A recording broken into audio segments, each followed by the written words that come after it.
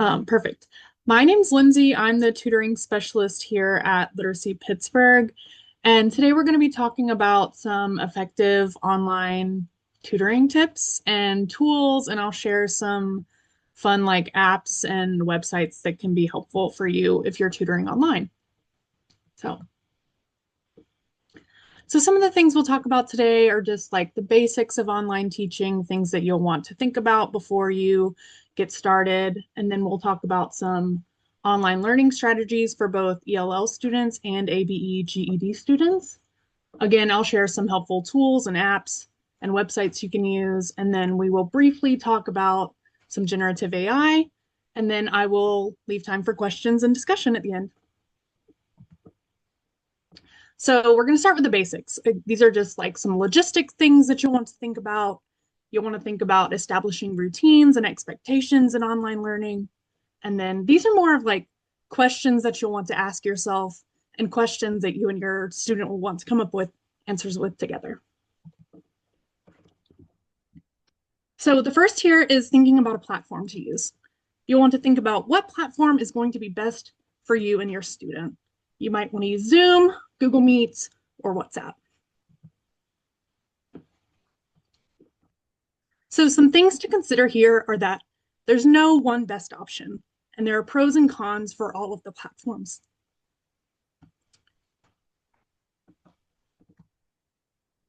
So some of the basic platform functions are chat, breakout rooms, mute, camera, things like that. You'll also want to think about there are annotation tools on some of these platforms. Those can be helpful as well.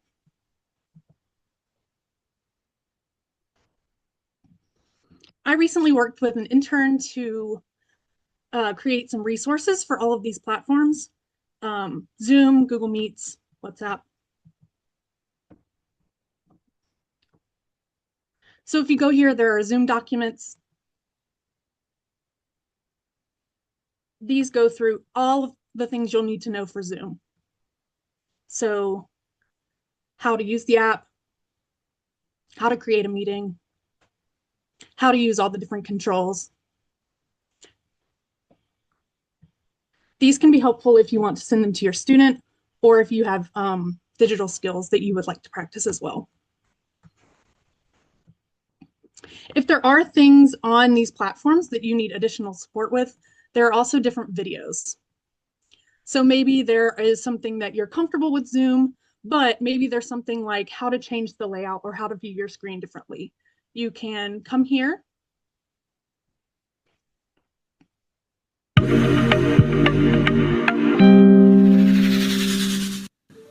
Click the View button in the top right corner of your meeting window to access viewing options, including speaker view. So there's a bunch of different videos for these. And as you can see, there are video options and those document options for all of these three different platforms. So thinking about you and your student, what works best for you? Is Zoom better for you or is Google Meets better for you? Zoom, there are some pros and cons for that. Zoom is very easy to use, but if you don't have a paid subscription to Zoom, their call is limited to only 40 minutes. So that can be an issue, especially if you are wanting to tutor for maybe an hour or 2 hours at a time. Google Meets is great because it is a free program. And as long as you have a Gmail account, it's free. And it's really good for, especially if you're using Google Calendar as well, they're really integrated really nicely. WhatsApp might be really good for your student because they're probably familiar with the platform, especially like a lot of our ELL students use WhatsApp pretty consistently to communicate with family and friends. I have personally never used their video call function, but I'm happy to, with any of these platforms, if you are wanting to figure out which one is best for you, I'm happy to set up some time for us to get on one of these calls together and see how they function, and we can do that. If you're interested in exploring any of these platforms and you want someone to try it out with, feel free to email me at any time. So another thing you'll want to think about too is your student might be using a different device from you. A lot of times we might be using a computer screen, and then some of our students might, their only device is their phone or a tablet. So you want to think about, does their screen look different than yours? A lot of times Zoom, Google Meets, or whatever the app is will look different on a phone screen than on a computer screen. So you want to think about that as well. So some other things that you'll want to think about is how are you going to engage with the materials? Um, so some of the things you might want to consider is, are you going to share the book online and use the Zoom annotation tools? If you're teaching in Standout, there is something called a classroom presentation tool, and I'll share that a little bit later. And then you'll really just want to consider how you're going to adapt your materials. Maybe instead of using paper and pencil, maybe you share an online notebook together. You create a Google Doc and you share it together, and that's where you're taking notes. We also can send, when we're sending out textbooks, we can send a whiteboard and marker to your students. So maybe you have them do their work and then share the whiteboard on your screen. Just these are all, again, there's no one right answer. These are things that you and your student will want to come up with together and figure this out together. Another thing you'll want to consider is, how are you going to provide feedback? Maybe you will set the expectation that your student, once they've done their work on their in their textbook, they take a picture and text it to you. Maybe you will use those whiteboards like I was saying. Maybe you use an interactive whiteboard, which again, we'll talk about in just a few minutes. Or maybe you, like I said, you create a shared document and you work together. And then you'll also want to think about your students' digital skills levels. Are they able to work in that shared document without deleting things, or are they able to use the platform that you're working in and use multiple tabs, things like that. These are just things that you will want to consider and think about in those first few sessions of working with your student online. So the next really important thing when tutoring online is setting some expectations. So some of the expectations you'll want to think about and set with your student is your tutoring session length to start with. You know, we recommend that tutors tutor for at least 2 hours each session, but in an online space, as I'm sure by 12 o'clock we'll see, it can be challenging to sit in front of a computer screen for more than, a little. 2 hours is a long time to be sitting in front of a computer screen. You'll also want to think about, if you are going to use Zoom, and that free Zoom is only 40 minutes. So maybe you set the expectation of doing a 40-minute chunk, taking a 10-minute break, and then hopping on another Zoom for another 40 minutes. Just thinking about those expectations of your tutoring session length. Another highly debated question when tutoring online is whether or not you're going to require your student to keep their camera on. Some reasons that the students might prefer to keep their camera off is that they might not want parts of their house to be seen. If you're working with a group instead of one-on-one, maybe they don't want the other members of their group to see them, their face. There can be a variety of reasons. And so you will want to think about, are you going to require your student to have their camera on? And are you okay if sometimes they're turning their camera off? That's just an expectation that you and your student will want to come up with together. Another thing that you'll want to do is you'll want to talk with your student about creating a designated meeting space. So just like if you were to be tutoring in person, your meeting space would probably be a specific table at a specific library or place, right? So you'll want to create a designated meeting space for both you and your student. Where are you in your house going to be each time? And making sure that that place is free of distractions and has all of your materials ready. So your student should, wherever their designated meeting space, they should have all of their paper, their whiteboard, their textbook, all should be right there near where they're going to be during your tutoring session.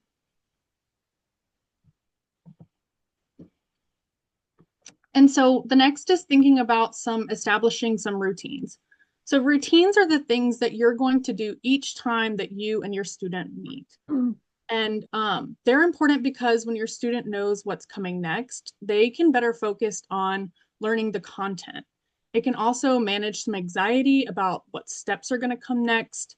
And it can also provide some repetition, which is always good for all of our learners, but it's especially important for students at our lower level.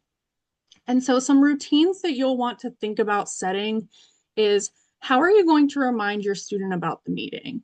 So maybe you're going to text them 15 minutes before each session with the Zoom link. I know I've met tutors before that they are tutoring in a group And so they have a WhatsApp group and they just say, hey, who will be attending today's meeting? And anyone who's going to be attending just gives a thumbs up to that message. These are just things you'll want to think about. You'll also want to think about creating some warm up and repetition activities.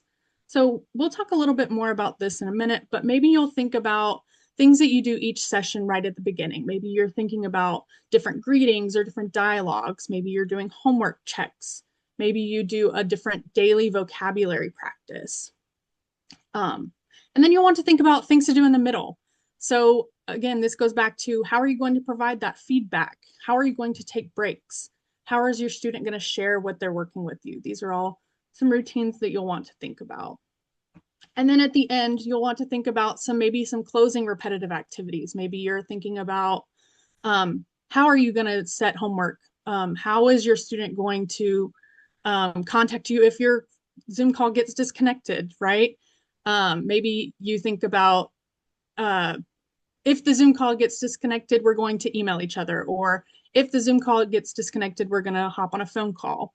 Just you want to have those expectations and routines set for if and when something does go wrong, because we all know online learning can be a little bit more challenging than in person. So these are just the basics that you'll need to consider. Again, there's no one correct answer to any of these questions. These are things that you and your student will want to think about together. So now we're going to talk a little bit about some online learning tips. And these can be just general for all students. Again, these are more things that you'll want to consider when tutoring online. So, of course, even though you've set the expectation that your student be in a designated space that's free of distractions, distractions are probably still going to happen. So some strategies you may want to practice with your student to kind of avoid those distractions is modeling eye contact and practicing active listening and participation. So maybe instead of, maybe you'll practice doing things like, I heard you say, instead of just yes or no type questions. Again, you'll want to think about your students' digital skills. Maybe the first few sessions, you just practice using those basic platform functions. Can your student use the chat? Can your student mute and unmute? Can your student access multiple tabs at one time? You'll want to practice those routines that you've established. How is your student going to share their work with you? Maybe you practice them texting you a picture of their textbook. And if your student or you do struggle with digital skills, like Lori and Carrie mentioned, we do have classes that they can take. And we also have what's called an open lab where they can just come and practice starting a Zoom call, things like that. Another thing the challenge that might arise is that comprehension can be a little bit more challenging in online spaces. That can be for a few reasons. It can be for connectivity issues. And you'll want to think about being flexible and checking for comprehension, having students repeat things back to you. So you might give a direction and say, hey, answer questions 1 through 5 on page 50. Can you tell me what we're going to do now? And then have them repeat back, I'm going to answer questions 1 through 5 on page 50. And then you'll want to practice giving a little bit more wait time. So wait time is the time between when you ask a question and when the student responds. And this might want to be a little bit longer in the online space in case there is some connectivity issues and they didn't quite hear you well enough. Give some time just in between and making sure that you don't immediately jump into that. You might also, if you're working with a lower level ELL student, you might have someone who's helping them at their house to interpret things for them. And so, of course, we want our students learning English, so constantly having someone interpret things can be a little bit of a challenge. So maybe there's another routine that you establish where certain parts of the lesson, maybe when you're giving a direction, that person can step in. But when you're learning new concepts or practicing what you've learned, that the other interpreting person should not be there. So these are just things to consider and some challenges that may arise when you're teaching virtually. Okay, so we're going to move into some tips for ELL students. And I've kind of broken it down into beginner, intermediate, and advanced, but really most of these can be used for all students. So we're going to start with beginning ELLs. This is definitely going to be the most challenging group by far, and they're going to need a lot of repetition.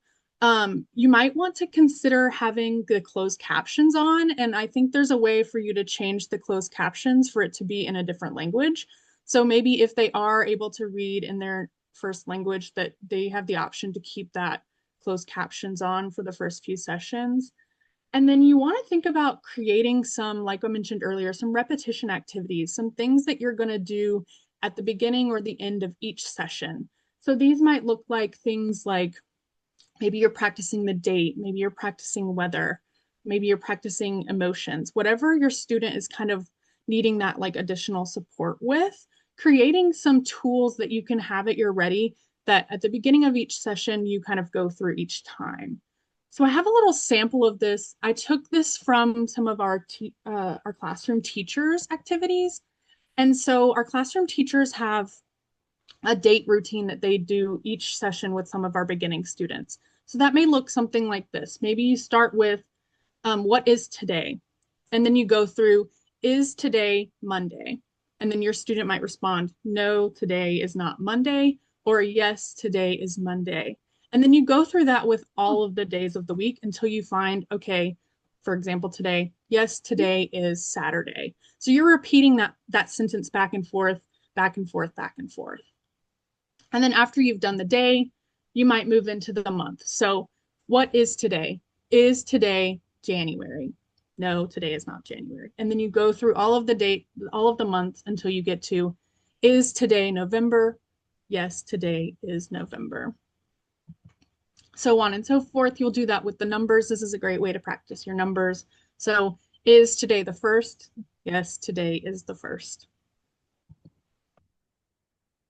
And then you'll keep repeating. You'll do the same thing again. You'll review the dates. So is today Monday? Yes, today is Monday. Yes, today is, or not Monday, it's Saturday. um, is today November? Yes, today is November. Is today the first? Yes, today is the first. And then you'll do the whole thing together. So today is Saturday, November 1st. So this is something that you can do at each session, and it really does that repetitiveness of getting those like days of the week. And it doesn't necessarily have to be days of the week. It can be any skill that your student is trying to practice, but creating these tools that you can use each time will be really helpful. And if you need help creating any of these tools, I'm happy to help. Here's another one that some of our teachers use is they have pictures and then an emotion. So you would repeat, so she is happy, have your student repeat, she is happy. He is hungry, he is hungry. They are sad, they are sad. And then again, questions. Are you happy today? Yes or no. Are you hungry today? Yes or no. And then you would, of course, have more emotions, but then at the end, you would have your student, how do you feel today? I am blank, blank, and blank today. So again, just those repetitive activities. Another one you could do is weather here. So sunny, rainy, snowy, hot, cold. And then what is the weather today? And your student could fill in the blanks here. So this is just something that you can do with your students. You will want to, once your student gets comfortable with whatever skill you're practicing, maybe say they're comfortable with the date, you can just ask them and they repeat it to you. You take out date and put in another one. So maybe instead of date, you practice clothing words, shopping words, things like that.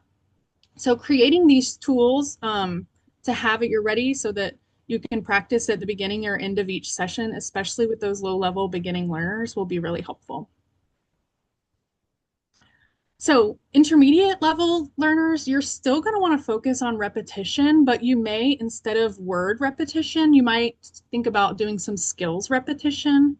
So this helps with your students' fluency, it helps improves their comprehension, and it allows you to model really great reading, speaking, and listening skills. So two of the strategies that we're going to talk about today are some repeated reading activities and something called whole part whole reading.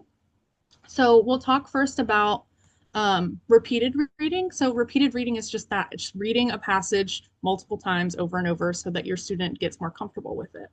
So the first is modeled reading, and that's just very simple. It's you modeling how to read it. So this screenshot was taken from our classroom presentation tool, which again, I'll share a little bit later. but maybe this is you modeling as you read. So you would read, and then here I've just picked out some of the vocabulary words for the lesson. So maybe you read it here. My name is Miguel Perez. My friends call me Manny. And then as you read that, you're underlining or highlighting the words that you want to emphasize. The next is echo reading. And so that's where you read something and then have your student echo and repeat it back to you. So I might say, read the first sentence. My name is Manuel Perez. And then your student would repeat it. So they would repeat back, my name is Manuel Perez. And you would make any corrections to their punctuate, pronunciation, things like that. And then keep doing that through the whole passage. And then at the end here, you would just choral reading is where you read it together. So maybe you both unmute and read it together. And then this time have your student underline those vocabulary words that you're trying to highlight. And it doesn't necessarily have to be vocabulary words. Maybe you're focusing on a different skill, whatever you are practicing on. The next is called whole part whole reading. Whole part whole reading is where you read the whole text, then you focus on a part, and then you reread the whole text again. This helps with, again, fluency, comprehension. So here you would model how to read the whole text. Then you might focus on a specific part. For this particular example, I took it from Standout 3, Unit 3, Lesson 5, and this lesson was talking about past continuous. So I highlighted here the was, were, but there are a lot of different things that you could focus on, even in this short passage, right? You can focus on, I see words that end in ing. So if your student is struggling with word endings, you can focus on those. If your student is, maybe there's a bunch of IR, ER, and AR words here, you could focus on that. Again, there's vocabulary words here, neighbors, electricity, faucet. So whole part whole reading can be really great with any particular skill that your student is needing just a little bit more practice on. So here, again, you would reread the passage, picking out those small parts of whatever skill you're trying to practice. And then again, at the end, you would just reread the whole thing. This might be something where you read it at the beginning, you dissect those parts, and then have your student reread it at the end. Again, just rereading helps with that fluency and comprehension. So finally, advanced ELL students, some strategies you'll want to use here are limiting your teacher talk. So some teacher talk is just how much time that you as the teacher is talking in the lesson, pretty straightforward, right? So some things that you could do here is having more student-led conversations. So this can be a little bit more challenging if you are working with one-on-one instead of with a group, but you can make it a part of your lesson. Maybe that's one of your routines that you establish is that your student brings in something to the beginning of each session that they want to have a conversation about. And then another thing you'll want to do is ask some open-ended questions or eliciting questions. And these are just questions that allow your student to say an answer that is more than just yes or no. So instead of saying, did you understand that? You can maybe ask, what was one thing that you learned today? And then saying, tell me more or tell me why. Asking those questions that just elicits more conversation from your student. And again, we talked a little bit about this earlier, but giving more wait time for your students, allowing yourself to give some time in between when you ask a question and when the student answers. I know it's a lot of it's in our nature to want to help. So, when your student doesn't answer right away, you're wanting to jump in and try to explain yourself more, at least for me. So maybe if that is something that that you struggle with, maybe set yourself a timer. Maybe you ask a question and then you set yourself a 15-20 second timer and you say, I'm not going to speak until this timer's up. And then also just allowing your student to, at this level, work collaboratively with you. We talked a little bit about keeping online documents together. So maybe this is something you can do. You can do some creative writing. You can do a shared story. So maybe you start the story with a few sentences and then they write the next few sentences and then do a collaborative story like that. Really just having your student take the lead where they can. Another opportunity for advanced ELL students is in Standout. Each unit has what's called a research project or a team project.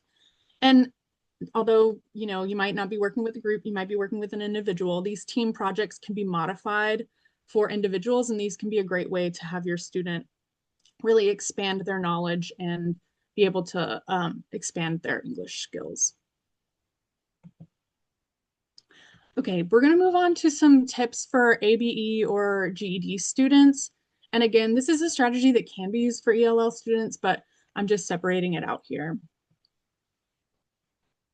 So one important thing for our GED students is you'll want to activate their prior knowledge. So prior knowledge is what your student already knows about a topic, and you'll want to take that and connect it to what they're learning now. And this really helps their brain build connections to form better memory. And so you'll want to do this by connecting it to your students' goals. Lori was saying earlier, no, a lot of our students come in and say, my goal is to pass the GED. That's not, nobody wants to just take the GED. There's always something bigger. The GED is a pretty boring test, so I don't think anyone has just that singular goal. It's always, I want to pass the GED to do this. Maybe it's, I want to pass the GED to get into college. I want to pass the GED to get a better job. So you'll want to connect their learning to whatever that long-term career goal is. And so one way to do this is use graphic organizers. And so here is some great online graphic organizers. And these are like editable. So you could share this with your student and they could take notes virtually.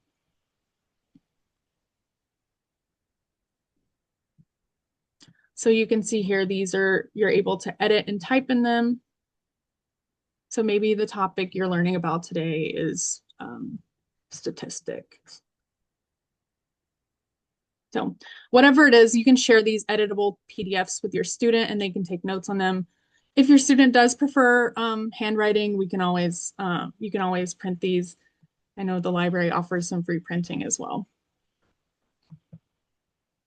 So some digital skills that your student will want to have if they're going to take the GED is, even if they're going to take the GED in person, the GED test is all taken on an online learning platform. So they'll want to be comfortable with that online learning platform. The GED does provide some sample ones. So this is the sample for the RLA one, and your student can practice this before they go and take the test. So you'll want to see here that you might, if you've never tested online before, you might see, okay, this is the passage, this is the end, right?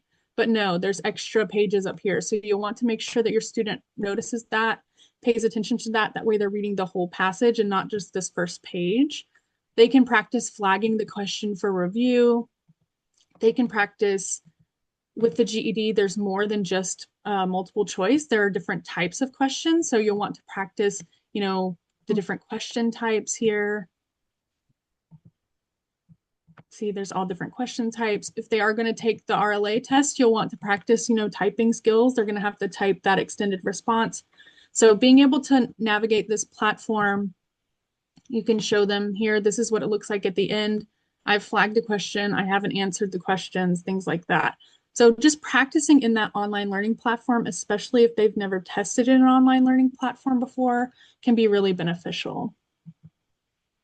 If your student is taking the math test, similarly, they're not gonna have a handheld calculator. They're gonna have an on-screen calculator, which can be kind of confusing. So GED has provided an on-screen calculator tutorial. So this can be helpful to practice as well. Just this can be kind of awkward to use, but having them practice that before they get to the test, that way they're comfortable with it, is going to be really helpful.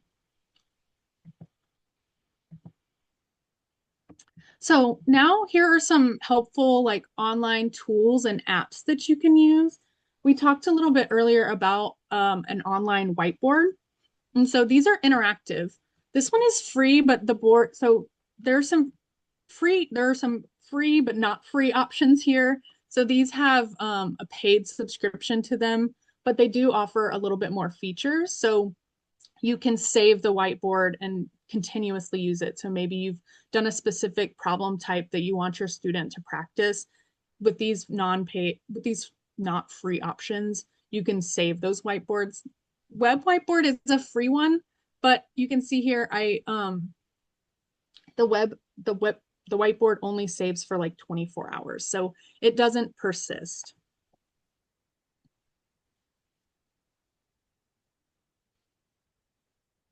Well, so you see here, it only saves for 24 hours, but these are whiteboards. You can share it, so you can share with your students, and then they can also write on it. So maybe you type a question here, especially if you're working with a student, maybe you type, what is one thing we learned today? And then your student could come after you've shared it with them and just type their response. You can also do different highlight tools. So maybe you're talking about, maybe you type a few sentences and then share it and have your student underline the vocab words that you're practicing on. These are really just helpful tools that can make online learning a little bit easier. There's another one that is really helpful for if you're going to be tutoring in math.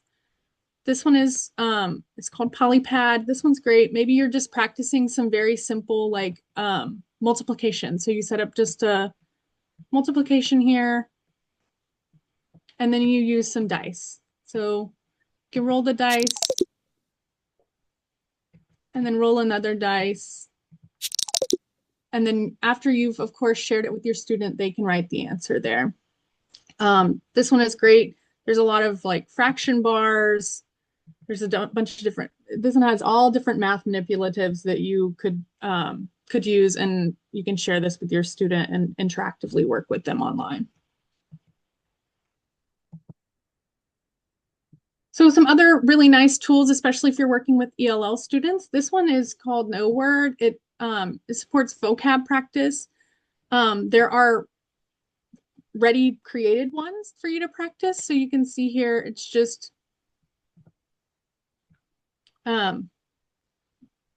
different vocabulary practice tools. And so there are free ones, but then there's also a way for you to make your own. So you can create a pack here.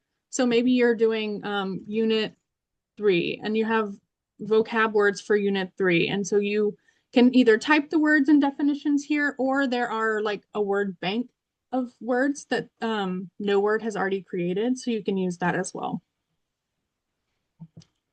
Flippity, I believe Flippity is talked about in our tutor training, but this one has a ton of different interactive tools. One that I really like is the manipulatives, if I can find it here.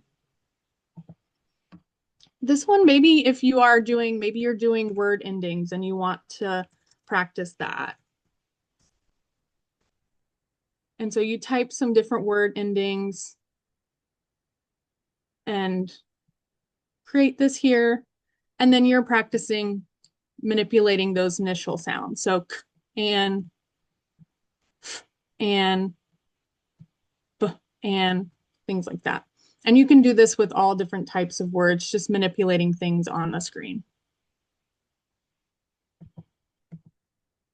And then this is just a fun one, like we were talking about creating a shared story together. This is very similar. This just has words over here, and you can create different sentences if you want different words here. That can be just a fun way to do something interactive online and creating something with your student. Another fun one, especially if you're working with a group of students instead of just one-to-one, is these online like quiz apps. So there's Kahoot and what was originally called Quizzes. These all have ready-made ones, or like with the other, you can create your own.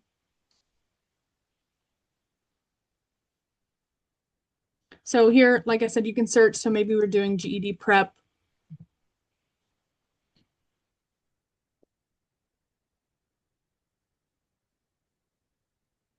So you can click one here. You can check the questions and then share it with your students.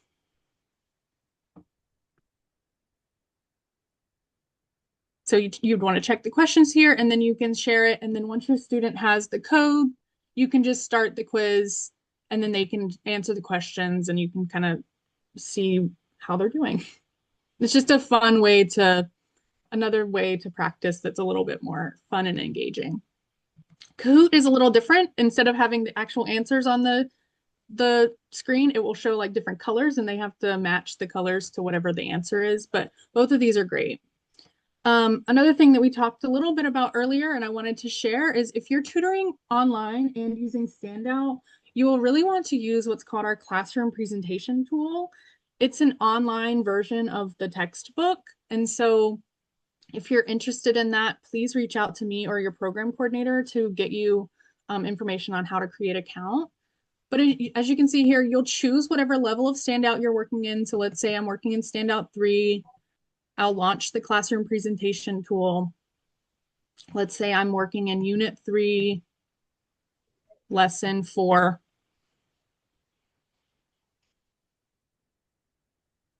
And then it pulls up the student workbook here. So you can change it to be where you're only working on one page. You can show 2 pages. There's all the same like interactive tools here that might be on one of those web whiteboards. You can highlight things. So maybe I'm saying, oh, that's underlined. So, but you can highlight here. You can underline things. You can create text boxes. There's an on-screen timer here. So maybe you tell your student, hey, we've done this. Now you do part A and I'm going to give you 3 minutes. And then you can set 3-minute timer.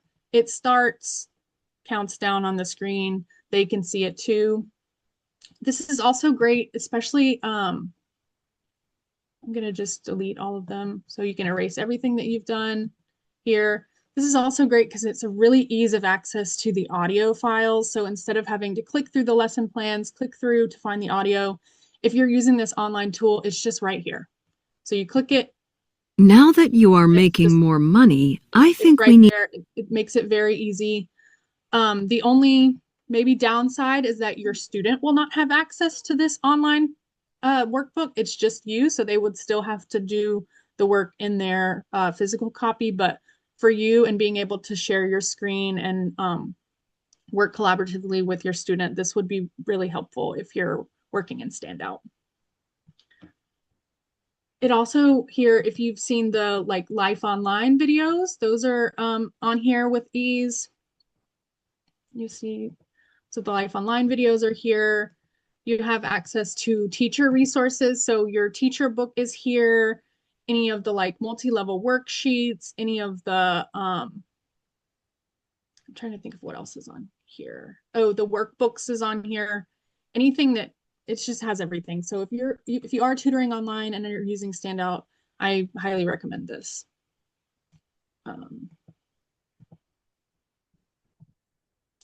So now we'll just talk pretty briefly about some generative AI.